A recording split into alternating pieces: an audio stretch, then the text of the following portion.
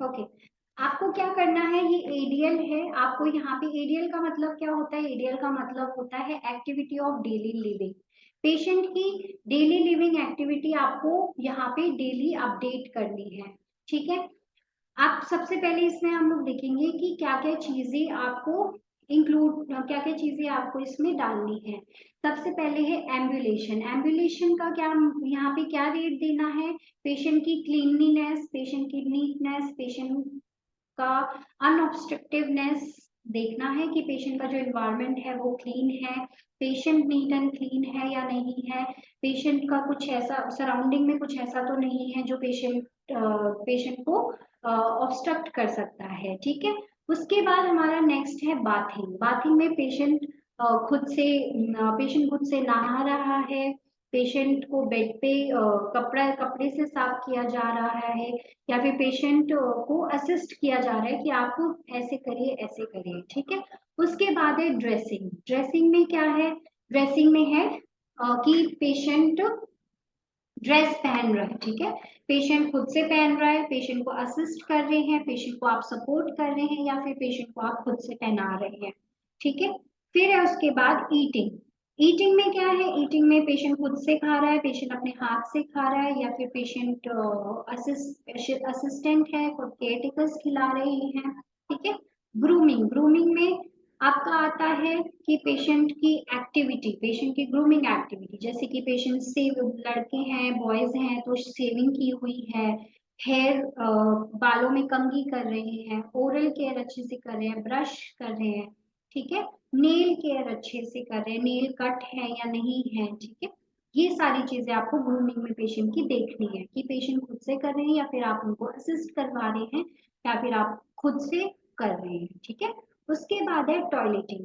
Patient washroom जा रहे हैं या फिर पाइप लगी हुई है, जो भी चीजें हैं टॉयलेटिंग में आपको वो चीजें देखनी है। ट्रांसफरिंग का क्या मतलब है, पेशेंट को एक जगह से दूसरी जगह पे ट्रांसफर करना।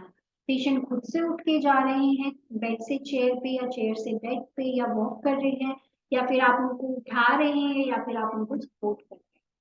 ठीक है, ये पेशेंट की डेली लिविंग एक्टिविटीज में आपको ये चीज डालनी है। अब हम देखेंगे कि आप इनको रेट कैसे करेंगे।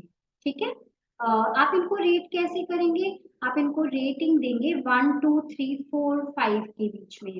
तो इसमें क्या है, 1 2 3 4 5 के बीच में वन नंबर वन रेटिंग आप उनको देंगे जो पेशेंट इंडिपेंडेंट है, जो पेशेंट अपना सारा काम खुद से करते हैं। ठीक है, आप लोगों की उनको जरूरत नहीं है। 2 नंबर आप किनको देंगे, 2 नंबर आप उनको देंगे नीड्स सुपरविजन, कि पेशेंट काम कर रहे हैं लेकिन वो थोड़ा सा मतलब आपका सपोर्ट का जरूरत है। जैसे कि पेशेंट काम कर रही है, 80% पेशेंट काम कर रहे हैं और 20% पेशेंट को आपकी जरूरत है। 3 नंबर आप किसको देंगे, 3 नंबर आप उनको देंगे कि पेशेंट 50% काम खुद कर रहे हैं और 50% काम आप उनका कर रहे हैं, मतलब कि आप उनको अच्छे से असिस्ट कर रहे हैं। 50% आप कर रहे हैं और 50% पेशेंट खुद कर रहे हैं। 4 नंबर आप उनको नहीं देंगे नीड्स टोटल हेल्थ। पेशेंट को आपकी हेल्प की जरूरत है, मतलब कि 80% काम आप करेंगे और 20% काम पेशेंट करेंगे।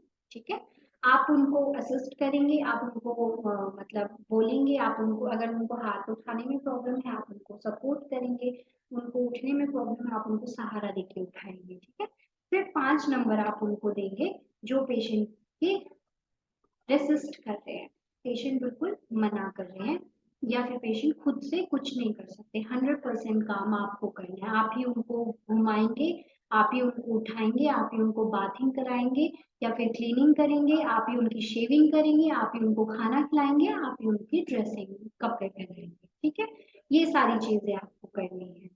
तो ये डेली लिविंग एक्टिविटी है, आपको डेली बेसिस पे ये चीज डालनी है, आपको ये चीज ध्यान रखना है कि आपको ये चीज आप डेली बेसिस पे पेशेंट की एक्टिविटीज डालेंगे।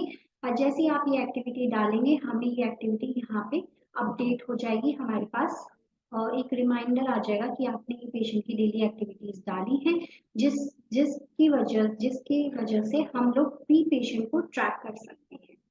ठीक है,